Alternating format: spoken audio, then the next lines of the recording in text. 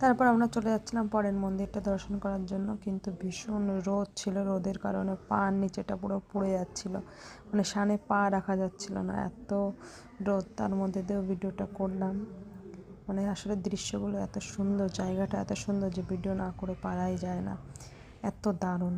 তোমরা দেখলে অবশ্যই বুঝতে পারবে যে সত্যি জায়গাটা কতটা সুন্দর, মানে যতটা কম, মানে যতটা বলবো ততটা কম বলা হবে আর কি, এতটা সুন্দর, ভীষণ ভীষণ ভীষণ সুন্দর।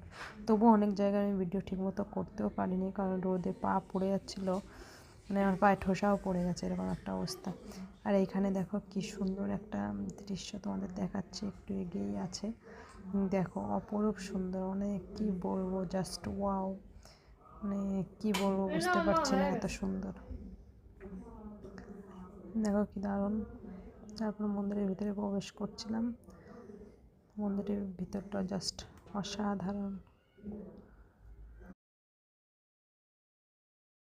বলবো ভিতরটা অসম্ভব, মানে ভিতরটা অসম্ভব সুন্দর। দেখো তোমরা দেখলেই বুঝতে পারবে যে আসলে কতটা সুন্দর। এটা হচ্ছে শনিদেবের মন্দির, বড় ঠাকুর আমরা যাকে বলে থাকি, খুব সুন্দর। তোমরা ভিডিওটা দেখো, তোমাদের অবশ্যই ভালো লাগবে।